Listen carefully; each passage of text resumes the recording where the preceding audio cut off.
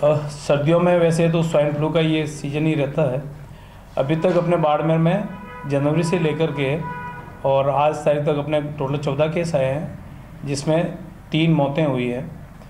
और यूँ अगर पूरे राजस्थान के परिप्रेक्ष्य में देखें तो बाड़मेर में चूँकि पब्लिक चित्रा ही हुई है, ढाणिया में रहती है, तो इस हिसाब का प्रभाव जयपुर और जोधपुर में जहाँ केसेस की बहुतायत है और अपने यहाँ तो कम ही है, फिर भी आमजन को ये सलाह दी जाती है कि आप एक तो भीड़ भाड़ वाले इलाके में नहीं रहें, और जहाँ भीड़ है और किसी को अगर जुकाम वगैरह हुआ है तो वो छींकते वक्त अपने नाक के आगे रुमाल या और कोई दूसरे अपने हाथ रखे, ताकि ये क्या ड्रॉपलेट के माध्यम से इन्फेक्शन फैलता है।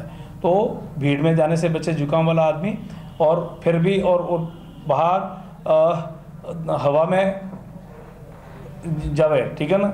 और दूसरा क्या है कि जहाँ सर्दी है ना, तो उसमें सर्दियों में ये ज़्यादा प्रकोप होता है, अपने खाने पीने का विशेष ध्यान रखें।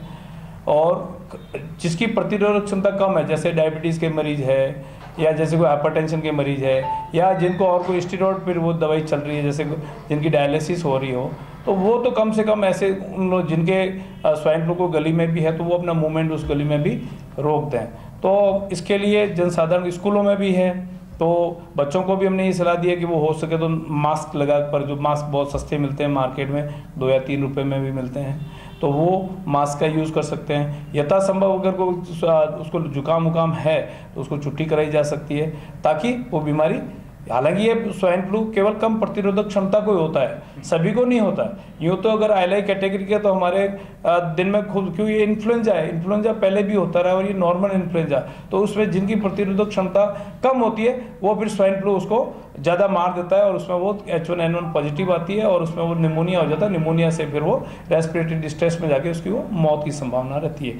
ये इस डिजीज़ का प्रक्रिया है। इसके लिए हमारे जिला स्तर पर सारे डॉक्टर संवेदनशील है, सभी को जिला स्तर से निर्देश दिए जा चुके हैं। और जहाँ कहीं भी हमें स्वाइन फ्लू का, जैसे हमारे आज सैंपल लेते हैं तो उसी दिन शाम को हमारे को रिपोर्ट मिल जाती है, तो हम उस जहाँ पॉजिटिव मरीज है वहाँ पर जाकर के हम लगभग सरकार का प्रोटोकॉल के अनुसार 50 घरों का सर्वे करते हैं, और वहाँ पर कोई जुकाम का मरीज पाया जाता है, यथासंभव उसका इलाज करते हैं। आईएलआई कैटेगरी 2 का होता है, उसको अपन देखते हैं कि उन लोगों को, या गर्भवती माताओं को, या बुजुर्ग लोगों को, या अन्य एडेड जिनके डायबिटीज या हाइपरटेंशन, उनको हम टेमीफ्लू देते हैं प्रोफाइलैक्सिस के रूप में, ताकि उनको वो स्वाइन फ्लू के चपेट में नहीं आए। जिला स्तर पर स्वाइन फ्लू बहुतायत मात्रा में है, और हमने इसका भंडारण किया जाए। हर संस्था पे हमने 5-5 स्ट्रिप रख रखी है, ताकि इमरजेंसी में अपन उसी टाइम वो टेमीफ्लू दे दी जा सके, ताकि बीमारी को बढ़ने से रोका जा सके। फिर भी हमने आयुर्वेदिक विभाग से भी संपर्क किया है, जैसे अपने रामसर में अभी कुछ पिछले सप्ताह एक डेथ हो गई थी, तो एक स्कूल का बच्चा था, उसकी डेथ हो गई थी। तो हमने स्क्रीनिंग कराने के साथ साथ पूरे गांव की स्क्रीनिंग कराई, गांव के स्कूलों की स्क्रीनिंग कराई, वहाँ पर हमने मुफ्त में मास्क भी बांटे, और आयुर्वेदिक डिपार्टमेंट से संपर्क करके हमने काढ़ा भी पिलवाया।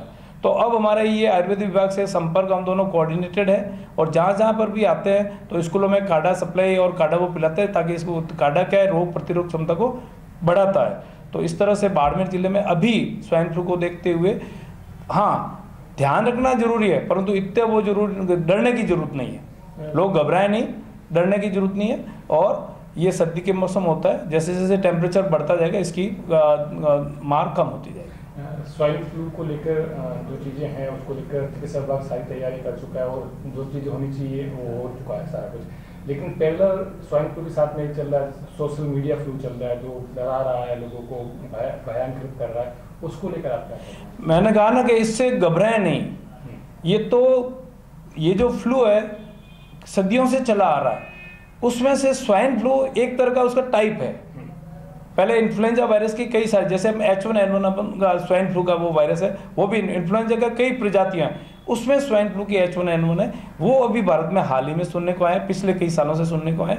वो अभी जैसे जैसे ये स्वाइन फ्लू होता जाएगा, अपने को अपने आप ऑटोमेटिकली प्रतिरोधक क्षमता, जैसे 3 लोग अपन बैठे हैं, एक के स्वाइन फ्लू है, परंतु हम 2 को नहीं होंगे, परंतु हम अगर आपके संपर्क में आएंगे, हमारी प्रतिरोधक क्षमता ठीक है, तो हम उसके हमारे में एंटीबॉडीज डेवलप हो जाएगी, इम्यूनिटी हमारी अच्छी है तो वो इम्यूनिटी डेवलप हो जाएगी, हमारे को स्वाइन फ्लू नहीं, तो ये कम्युनिटी में ऑटोमेटिकली ये उस वायरस के प्रति अपनी वो हर्ड इम्यूनिटी जिसको कहते हैं वो डेवलप कर दी जाती है। इसलिए पब्लिक को घबराने की जरूरत नहीं है। परंतु फिर भी जो बच्चे हैं, गर्भवती माताएं या जिनके क्रॉनिक डिजीजेज है, हाइपरटेंशन, डायबिटीज या कोई गुर्दे की, उनको सावचेती रखनी बहुत जरूरी है।